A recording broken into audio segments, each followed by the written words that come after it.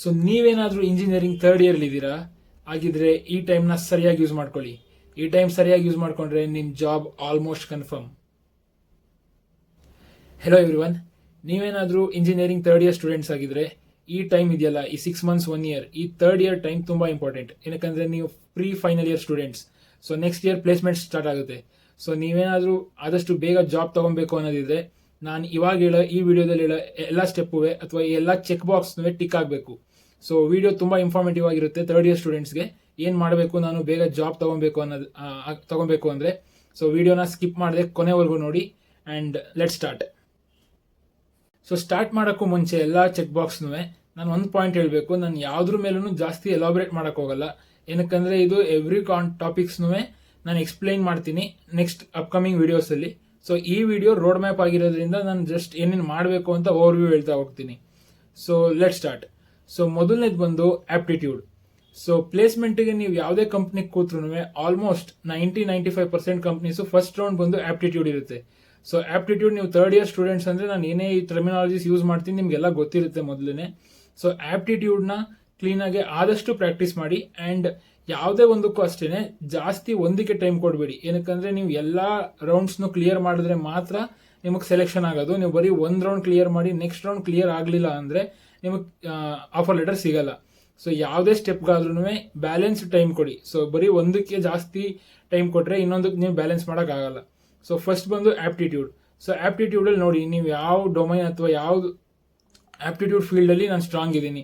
ಲಾಜಿಕಲ್ಲ, ಕ್ವಾಂಟಿಟೇಟಿವಾ, ಕ್ವಾಲಿಟೇಟಿವಾ, ಪರ್ಸೆಂಟೇಜಸ್ಸಾ, ನಂಬರ್ಸಾ, ಯಾವುದೋ ನಿಮ್ಗೆ ಸ್ಟ್ರಾಂಗ್ ಇದ್ರೆ ಅದ್ರ ಮೇಲೆ ಜಾಸ್ತಿ ಪ್ರಾಕ್ಟೀಸ್ ಮಾಡಿ ಆ್ಯಂಡ್ ಆ ಕ್ವಶನ್ಸ್ ಬಂದಾಗ ನೀವು ಜಾಸ್ತಿ ಸ್ಕೋರ್ ಮಾಡಕ್ಕೆ ನೋಡಿ ಆ್ಯಂಡ್ ಎಲ್ಲ ಟಾಪಿಕ್ನು ಆಲ್ಮೋಸ್ಟ್ ಕವರ್ ಮಾಡಕ್ಕೆ ನೋಡಿ. ಸೊ ಫಸ್ಟ್ ಒಂದು ಬಂದು ಆಪ್ಟಿಟ್ಯೂಡ್. ಸೊ ಆಪ್ಟಿಟ್ಯೂಡ್ ಎಲ್ಲ ಕಂಪ್ನಿಗೂ ಫಸ್ಟ್ ಸ್ಟೆಪ್ ಇದೇ ಆಗಿರುತ್ತೆ, ಮಸ್ಟ್ ಇರುತ್ತೆ ಇದು. ಆ್ಯಂಡ್ ಕರೆಕ್ಟಾಗಿರೋ ರಿಸೋರ್ಸ್ನ ಫಾಲೋ ಮಾಡಿ. ಇದಕ್ಕೆ ತುಂಬ ಯೂಟ್ಯೂಬ್ ಚಾನಲ್ಸಲ್ಲಿ ಆಪ್ಟಿಟ್ಯೂಡ್ ಪ್ರಾಕ್ಟೀಸ್ ಕ್ವಶನ್ಸ್ ಮಾಡ್ತಾರೆ, ಆನ್ಲೈನಲ್ಲಿ ಸಿಗುತ್ತೆ. ಒಂದು ಟಾಪಿಕ್ ಕಲ್ತ ಮೇಲೆ ಅದ್ರ ಮೇಲೆ ಕ್ವಶನ್ಸ್ ತೊಗೊಂಡು ಸಾಲ್ವ್ ಮಾಡಿ ನೀವೇನೆ, ಡೈಲಿ ಇರಲಿ ಇದು. ಆ್ಯಂಡ್ ಇದು first one aptitude. So second one ಬಂದು communication.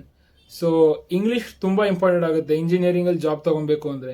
ಏನಕ್ಕಂದ್ರೆ the mode of communication will be in English. So ನೀವೇನಾದ್ರೂ ಇಂಗ್ಲೀಷಲ್ಲಿ ಸ್ವಲ್ಪ ನಾನು ಚೆನ್ನಾಗಿದ್ದೀನಿ ಅಂದರೆ ಓಕೆ, ಅದಕ್ಕೇನು ನೀವು ಜಾಸ್ತಿ ಟೈಮ್ ಕೊಡೋಂಗಿಲ್ಲ. ಇಲ್ಲಪ್ಪ ನಂಗೆ ಸ್ವಲ್ಪ ಮಾತಾಡಬೇಕಾದ್ರೆ ಸ್ವಲ್ಪ ಲೋ ಅನಿಸುತ್ತೆ, ಕಾನ್ಫಿಡೆನ್ಸ್ ಲೋ ಅನಿಸುತ್ತೆ, ಓದೋಕ್ಕೆ ಅರ್ಥ ಎಲ್ಲ ಆಗುತ್ತೆ ಬಟ್ ಮಾತಾಡಬೇಕಾದ್ರೆ ಸ್ವಲ್ಪ ಹೆಸಿಟೇಟ್ ಆಗುತ್ತೆ ಅಂದರೆ so this is the right time to start preparing and practicing.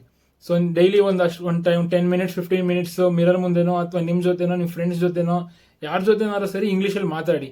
So that will be helpful in your interview. Definite ಆಗಿ ಇದು ತುಂಬ ಮೇನ್ ಗೇಮ್ ಚೇಂಜಿಂಗ್ ಆಗುತ್ತೆ ಕಮ್ಯುನಿಕೇಷನ್. ಏನಕ್ಕಂದ್ರೆ ಇಂಟರ್ವ್ಯೂವರ್ ನೀವು ಎಷ್ಟು ಕಾನ್ಫಿಡೆಂಟ್ ಆಗಿ ಇದ್ದೀರಾ ಅಂತ ನೋಡ್ತಾರೆ. ಸೊ ಇದನ್ನ ನೆಗ್ಲೆಕ್ಟ್ ಮಾಡಬೇಡಿ, ಯಾವ ಸ್ಟೆಪ್ನು ನೆಗ್ಲೆಕ್ಟ್ ಮಾಡಕ್ಕೆ ಹೋಗ್ಬೇಡಿ. ಕಮ್ಯುನಿಕೇಷನ್ ಅಂದರೆ ತುಂಬ ಇಂಪಾರ್ಟೆಂಟ್.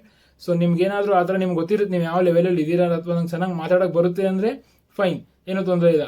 ಇಲ್ಲಪ್ಪ ನಂಗೆ ಬರುತ್ತೆ ಬಟ್ ಅಷ್ಟು ಚೆನ್ನಾಗಿ ಬರಲ್ಲ, ಇನ್ನು ನಾನು ಚೆನ್ನಾಗಿ ಮಾತಾಡ್ಬೋದು ಅಂತ ಅನ್ಸಿದ್ರೆ ಪ್ರಾಕ್ಟೀಸ್ ಮಾಡಿ. ಆ್ಯಂಡ್ ನೀವು ಪ್ರಾಕ್ಟೀಸ್ ಮಾಡ್ತಾ ಅದು ಆಟೋಮೆಟಿಕ್ ಇಂಪ್ರೂವ್ ಆಗುತ್ತೆ, ನಿಮಗೆ ಗೊತ್ತೇ ಆಗಿರಲ್ಲ ಇಂಪ್ರೂವ್ ಆಗಿದೆ ಅಂತ. So this is second one, communication. So third one ಬಂದು practice coding. So first aptitude round ಆದಮೇಲೆ ಸೆಕೆಂಡ್ ಕೋಡಿಂಗ್ ರೌಂಡೇ ಇರುತ್ತೆ. ಸೊ ಯಾವುದೇ ನೀವು ಕಂಪ್ನಿಗೆ ಕೂತ್ರು CS ರಿಲೇಟೆಡ್ ಫೀಲ್ಡ್ಸಲ್ಲಿ ಅಥವಾ ಬೇರೆ ಬ್ರಾಂಚ್ ಅವ್ರೂ IT ಕಂಪ್ನಿಗೆ ಕೂತ್ಕೊಂಡ್ರೆ ಪ್ಲೇಸ್ಮೆಂಟ್ಸ್ಗೆ ಕೋಡಿಂಗ್ ಕೊಟ್ಟೇ ಕೊಡ್ತಾರೆ. ಅವರು ಯಾವ ಬ್ರಾಂಚ್ ಇವರು ಅಂತ ನೋಡಲ್ಲ. ಸೊ ಇರ್ರೆಸ್ಪೆಕ್ಟಿವ್ ಆಫ್ ಬ್ರಾಂಚ್ ನೀವು ಕೋಡಿಂಗ್ ಪ್ರಾಕ್ಟೀಸ್ ಮಾಡಲೇಬೇಕು. ಸೊ ಎವ್ರಿ ಡೇ ಈ 1 year ಮಾತ್ರ ನೀವು ಒಂದು ದಿನಾನೂ ವೇಸ್ಟ್ ಮಾಡೋಂಗಿಲ್ಲ. ಸೊ ಕರೆಕ್ಟಾಗಿ ಪ್ಲ್ಯಾನ್ ಆಗಿರ್ಬೇಕು ಏನು ಮಾಡಬೇಕು ಅಂತ. ಆ್ಯಂಡ್ ಕೋಡಿಂಗ್ನ ಮಾತ್ರ ಸುಮಾರು ಪ್ಲಾಟ್ಫಾರ್ಮ್ಸ್ ಇದೆ, ಲೈಕ್ ಗೀಕ್ ಫಾರ್ ಗೀಕ್ಸ್ ಇದೆ, ಕೋಡ್ ಶೆಫ್ ಇದೆ, ಲೀಡ್ ಕೋಡ್ ಇದೆ. ಇದರಲ್ಲಿ ಎಲ್ಲ ನಿಮ್ಗೆ ಎಷ್ಟಾಗುತ್ತಷ್ಟು ಬೇಸಿಕ್ಕಿಂದಾನೇ ಹೋದ್ರೂ ಪರವಾಗಿಲ್ಲ, ನಿಮ್ಗೇನು ಗೊತ್ತಿಲ್ಲದೆ ಇದ್ರೂ ಪರವಾಗಿಲ್ಲ, ಸ್ಟಾರ್ಟ್ ಮಾಡಿ.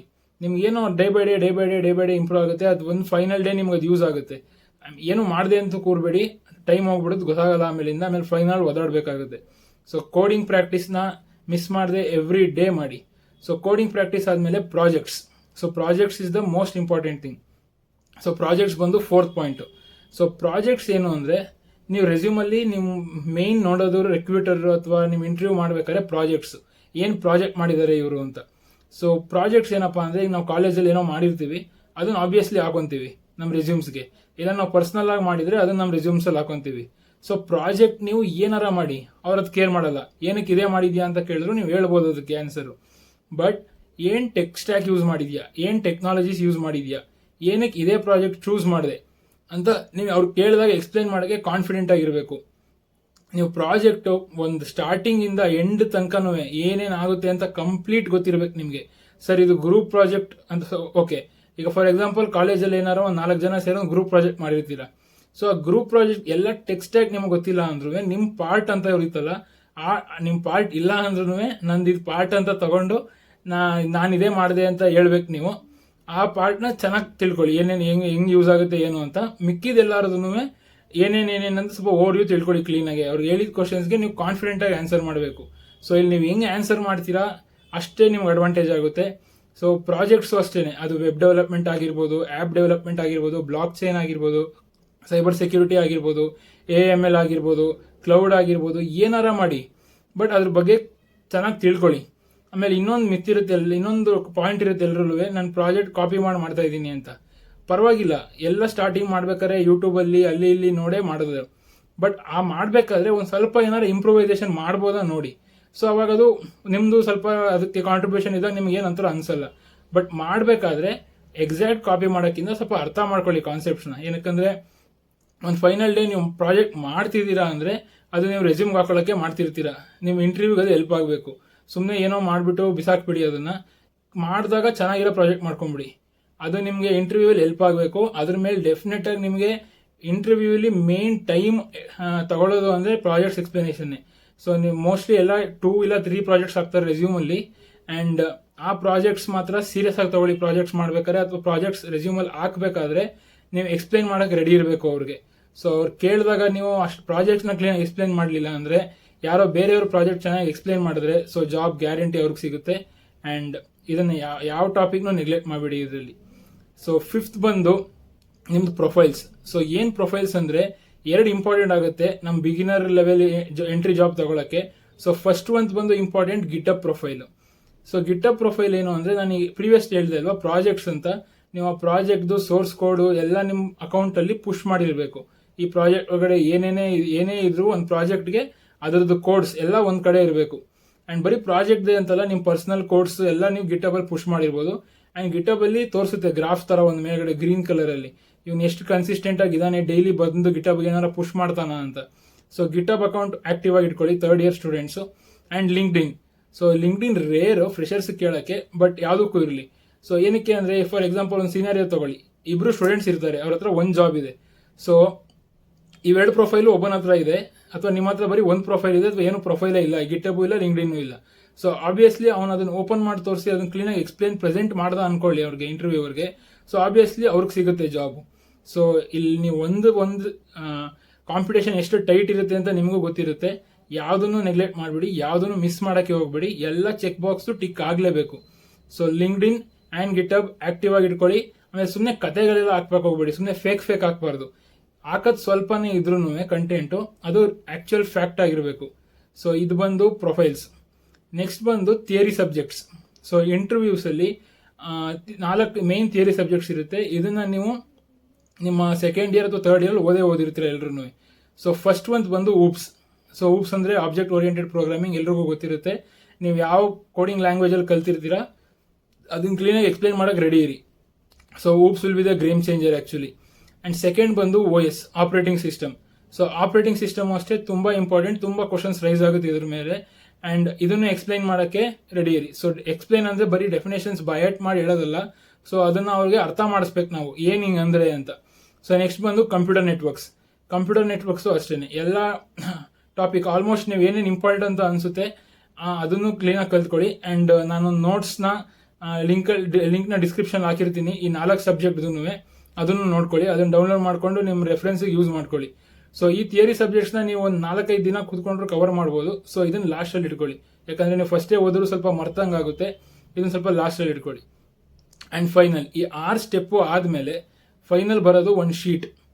ಏನು ಶೀಟ್ ಅದು ಅಂದರೆ ನಿಮ್ಮ ರೆಸ್ಯೂಮ್. ಸೊ ಈ ರೆಸ್ಯೂಮೇ ನೀವೇನು ಮಾಡಿದ್ದೀರಾ ಇಷ್ಟು 3 ಇಯರ್ಸ್ ಇಂಜಿನಿಯರಿಂಗಲ್ಲಿ, ಆ 3 ಇಯರ್ಸ್ ಕಂಟೆಂಟ್ ರೆಸ್ಯೂಮಲ್ಲಿ ಹಾಕಿರ್ತೀರ. ಸೊ ನೀವು ಲೆಟ್ಸೇ ಅಸ್ಯೂಮ್ ಮಾಡಿ ಇಂಟರ್ವ್ಯೂಲಿ ಕೂತಿದ್ದೀರಾ ಅಂತ. ಇಂಟರ್ವ್ಯೂವರ್ ಫಸ್ಟ್ ನೋಡೋದೇ ರೆಸ್ಯೂಮ್, ಏನು ಈ ಹುಡುಗ, ಏನು ಇವರು ಅಂತ. ಸೊ ರೆಸ್ಯೂಮಲ್ಲಿ ಏನು ಪ್ರಾಜೆಕ್ಟ್ಸ್, ಏನು ಸಬ್ಜೆಕ್ಟ್ಸಲ್ಲಿ ನಾನು ಚೆನ್ನಾಗಿದ್ದೀನಿ, ಯಾವ ಕೋಡಿಂಗ್ ಲ್ಯಾಂಗ್ವೇಜಲ್ಲಿ ನಾನು ಚೆನ್ನಾಗಿದ್ದೀನಿ, ಏನೇನು ಆ್ಯಕ್ಟಿವಿಟೀಸ್ ಅಥವಾ ಏನೇನು ಸರ್ಟಿಫಿಕೇಷನ್ಸ್, ಏನೇನು ಕ್ಲಬ್ಸಲ್ಲಿ ನಾನು ಇದ್ದೀನಿ, ಆಮೇಲೆ ನಿಮ್ಮ ಇಂಟ್ರೋ ಏನು ಕೊಟ್ಟಿದ್ದೀರಾ, ಪ್ರತಿಯೊಂದು ನೋಡ್ತಾರೆ. ಸೊ ರೆಸ್ಯೂಮ್ನ ಕ್ಲೀನಾಗಿ ಟೈಲರ್ ಮಾಡಿ. ಆ್ಯಂಡ್ ಇದು ರೆಸ್ಯೂಮ್ ಅನ್ನೋದು ಯೂನಿಫಾರ್ಮ್ ಅಲ್ಲ. ಸೊ ಪ್ರತಿ ಇಂಡಿವಿಜುವಲ್ಗೂ ವೇರಿ ಆಗುತ್ತೆ. ಸೊ ಅವ್ನು ಹಂಗೆ ಮಾಡ್ದ ನಾನು ಹಂಗೆ ಮಾಡ್ತೀನಿ ಅಲ್ಲ. ಸೊ ಅದು ತಪ್ಪಾಗುತ್ತೆ. ನಿಮ್ಮ ರೆಸ್ಯೂಮ್ ಯೂನಿಕ್ ಆಗಿರಬೇಕು. ಸೊ ಅವಾಗಲೇ ನೀವು ಸ್ಟ್ಯಾಂಡ್ ಔಟ್ ಆಗೋದು. ಸೊ ಇನ್ನೊಬ್ರು ರೆಸ್ಯೂಮ್ನ ಕಾಪಿ ಮಾಡಬೇಡಿ, ರೆಫರೆನ್ಸ್ ತೊಗೊಳ್ಳಿ, ಎಲ್ಲರದು ರೆಫರೆನ್ಸ್ ತೊಗೊಳ್ಳಿ, ನೋ ಪ್ರಾಬ್ಲಮ್, ಎಷ್ಟು ಬೇಕು ನಿಮ್ಗೆ ಅಷ್ಟು ತೊಗೊಳ್ಳಿ. ಬಟ್ ಒನ್ ಫೈನಲ್ ರೆಸ್ಯೂಮ್ ಆಗುತ್ತಲ್ಲ, ಅದು ಕಾಪಿ ಅಂತ ಅನ್ಸ್ಬಾರ್ದು. ಇದೇ ಥರ ನಾನು ಬರೀ ನೇಮ್ ಚೇಂಜ್ ಮಾಡಿಬಿಡ್ತೀನಿ ಅಂತ ಅಂದರೆ ಅವರು ಅಷ್ಟೇ ನಿಮ್ಮನ್ನ ಹಂಗೆ ನೆಗ್ಲೆಕ್ಟ್ ಮಾಡಿ ಕಳಿಸ್ಬಿಡ್ತಾರೆ. ಹಂಗೇನೆ ನೀವೇನಾರ ಯೂನಿಕ್ ಆಗಿದ್ರೆ ಮಾತ್ರ ಯೂನಿಕ್ ಕ್ಯಾಂಡಿಡೇಟ್ಸ್ನೇ ಅವರು ತಗೊಳ್ಳೋದು. ಸೊ ಅವ್ರಿಗೆ ಕ್ಯಾಂಡಿಡೇಟ್ ಇಂಟ್ರೆಸ್ಟಿಂಗ್ ಅನಿಸ್ಬೇಕು, ಕ್ಯಾಂಡಿಡೇಟ್ ಸ್ಕಿಲ್ಡ್ ಆಗಿರಬೇಕು, ಕ್ಯಾಂಡಿಡೇಟ್ ಮೋಸ್ಟ್ ಇಂಪಾರ್ಟೆಂಟ್ ಕಾನ್ಫಿಡೆಂಟ್ ಆಗಿರಬೇಕು. ಸೊ ಇದು ನೀವು ಥರ್ಡ್ ಇಯರಲ್ಲಿ ಇವಾಗ 6th ಸೆಮ್ಮಲ್ಲಿ ಇರ್ತೀರಾ ಅನ್ಸುತ್ತೆ ಆಲ್ಮೋಸ್ಟ್ ಎಲ್ರೂ. ಇದನ್ನು ನೀವು ಕ್ಲೀನಾಗಿ ಮಾಡಿಕೊಂಡ್ರೆ ನೀವು 8th ಸೆಮ್ ಅಥವಾ 7th ಸೆಮ್ ಸ್ಟಾರ್ಟಿಂಗಲ್ಲೇ ಕಂಪ್ನೀಸ್ ಬರೋಕ್ಕೆ ಸ್ಟಾರ್ಟ್ ಆದಾಗ ನಿಮಗೆ ಅಟೆಂಡ್ ಮಾಡೋಕ್ಕೆ ಕಾನ್ಫಿಡೆನ್ಸ್ ಸಿಗುತ್ತೆ. ಆ್ಯಂಡ್ ಡೆಫಿನೆಟ್ಲಿ ನಿಮಗೆ ಕಂಪ್ನೀಸ್ ಸೆಲೆಕ್ಟ್ ಮಾಡೇ ಮಾಡ್ತಾರೆ. ಆ್ಯಂಡ್ ಇನ್ನು 3 ಪಾಯಿಂಟ್ ಹೇಳ್ಬೇಕು ನಾನು ಇಲ್ಲಿ ಇಂಪಾರ್ಟೆಂಟ್ ಆಗಿ ಏನು ಅಂದರೆ, ಸೊ DSA ಅಂತ ಒಂದು ಕಾನ್ಸೆಪ್ಟ್ ಬರುತ್ತೆ. ಸೊ ಅದು ತುಂಬ ಜನಕ್ಕೆ ಅದು ಒಲಿಯಲ್ಲ, ಅದು ಹೆವಿ ಪ್ರಾಕ್ಟೀಸ್ ಬೇಕದು ಅದಕ್ಕೆ. ಆ್ಯಂಡ್ ಅದು ನಿಮಗೆ ಅಷ್ಟು ಬರ್ತಿಲ್ಲ ಅಂದರೆ ನಿಮ್ಗೆ ಎಷ್ಟಾಗುತ್ತೆ ಅಷ್ಟು ಬೇಸಿಕ್ DSA ಸ್ಟಾರ್ಟ್ ಮಾಡಿ. Arrays, stacks, linked list, queues, graph, trees, ಇದನ್ನ ಕಾನ್ಸೆಪ್ಟ್ಸ್ ಫಸ್ಟ್ ತಿಳ್ಕೊಳ್ಳಿ. ಆಮೇಲೆ ಅದಕ್ಕೆ ಸ್ವಲ್ಪ ಕಂಪಲ್ಸರಿ ಕ್ವಶನ್ಸ್ ಅಂತ ಇರುತ್ತೆ, ಅದನ್ನು ಟ್ರೈ ಮಾಡೋಕ್ಕೆ ಸಾಲ್ವ್ ಮಾಡಿ, ಬಿಡಕ್ಕೆ ಹೋಗಬೇಡಿ. ಬಟ್ ಬೇರೆ ನಾರ್ಮಲ್ ಕೋಡಿಂಗ್ ಕ್ವಶನ್ಸ್ ಇರುತ್ತಲ್ಲ, ಲೈಕ್ ಸಾರ್ಟಿಂಗ್, ಸರ್ಚಿಂಗ್, ಆಮೇಲೆ ನಾರ್ಮಲ್ ಜನರಲ್ ಕೋಡಿಂಗ್ ಕ್ವಶನ್ಸ್, ಅದನ್ನೆಲ್ಲ ಪ್ರಾಕ್ಟೀಸ್ ಮಾಡ್ತಾ ಇರಿ. ಆ್ಯಂಡ್ DSAನೂ ಮಾಡ್ತೀನಿ ಅಥವಾ ಡೆವಲಪ್ಮೆಂಟು ಮಾಡ್ತೀನಿ ಅಂತ 2 ಕಡೆನೂ ಕಾಲಿಟ್ರೆ ಒಂದು ನೆಟ್ಗಾಗಲ್ಲ. ಸೊ DSA ನೀವು ಸ್ಟ್ರಾಂಗ್ ಇದ್ರೆ ಓಕೆ, ನೀವು ಡೆವಲಪ್ಮೆಂಟು ಮಾಡ್ತೀರಾ ಅಂತ. ಇಲ್ಲಪ್ಪ ನಾನು DSA ಸ್ಟ್ರಾಂಗ್ ಇಲ್ಲ ಅಂದರೆ ಎಷ್ಟಾಗುತ್ತೆ ಅಷ್ಟು ಮಾಡಿಬಿಟ್ಟು ಡೆವಲಪ್ಮೆಂಟ್ ಸ್ಟ್ರಾಂಗ್ ಆಗಿ. ಸೊ ನೀವು ಡೆವಲಪ್ಮೆಂಟ್ನ ಚೆನ್ನಾಗಿ ಕಾನ್ಫಿಡೆಂಟಾಗಿ ಎಕ್ಸ್ಪ್ಲೈನ್ ಮಾಡಿದ್ರೆ ಸೊ ಇವ್ರು ಬಿನೇ ಅಪ್ಪರ್ ಹ್ಯಾಂಡ್. ಅದೊಂದು ಫಸ್ಟ್ ಬಂತು. ಇನ್ನೊಂದು, ಈ 1 ಇಯರ್ ಇದೆಯಲ್ಲ, ಈ 1 ಇಯರ್ ಮಾತ್ರ ಡಿಸ್ಟ್ರಾಕ್ಟ್ ಆಗಕ್ಕೆ ಹೋಗಬೇಡಿ. ಈ 1 ಇಯರ್ ಡಿಸ್ಟ್ರಾಕ್ಟ್ ಆಗಿಬಿಟ್ರೆ ಆಮೇಲೆ ಮತ್ತೆ ಆ ಕಂಟಿನ್ಯೂಟಿ ಸಿಗಲ್ಲ, ಆ ಪಾತ್ ಸಿಗಲ್ಲ, ನೆಕ್ಸ್ಟ್ ಸ್ಟೆಪ್ ಏನು ಇಂಜಿನಿಯರಿಂಗ್ ಆದಮೇಲೆ ಅಂತ. ಸೊ ನಾನು ಇವೆಲ್ಲ ಹೇಳ್ತಿರೋದು ಏನು ಅಂದರೆ ನನ್ನ ಮೈಂಡಲ್ಲಿ ಪಾಯಿಂಟ್ ಇಟ್ಕೊಂಡು ನೀವು ನೋಡ್ತಿದ್ದೀರಾ ಈ ವಿಡಿಯೋನ ಅಂದರೆ ನಿಮಗೆ ಜಾಬ್ ನೆಸೆಸಿಟಿ ಇದೆ, ನೀವು ನೆಕ್ಸ್ಟ್ ವರ್ಷ ಪ್ಲೇಸ್ಮೆಂಟ್ ಕೂರ್ತಿದ್ದೀರಾ ಅಂತ. ಆ್ಯಂಡ್ ಇನ್ನೊಂದು ಪಾಯಿಂಟ್ ಏನು ಅಂದರೆ ಹೆಲ್ತ್ ಚೆನ್ನಾಗಿ ನೋಡ್ಕೊಳ್ಳಿ. ಸೊ ಈ ಇಯರ್ ನೀವೇನಾರ ಹೆಲ್ತ್ ಅಪ್ಸೆಟ್ ಏನಾರ ಆಯಿತು ಅಂದರೆ ಸೊ ತುಂಬ ಟೈಮ್ ವೇಸ್ಟ್ ಆಗಿಬಿಡುತ್ತೆ.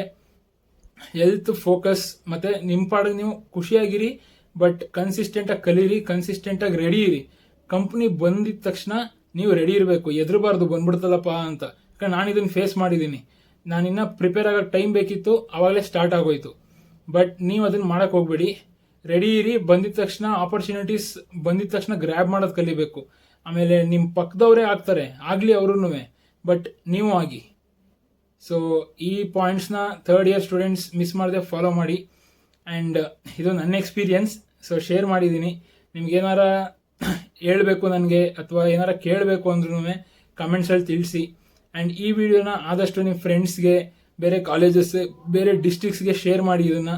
And see you in the next video guys. And ಈ ವಿಡಿಯೋ ಏನಾರ ಇಷ್ಟ ಆಗಿದ್ರೆ ಸಬ್ಸ್ಕ್ರೈಬ್ ಮಾಡ್ಕೊಳ್ಳಿ ಆ್ಯಂಡ್ ಒಂದು ಲೈಕ್ ಮಾಡಿ. Thank you so much for watching. See you in the next video.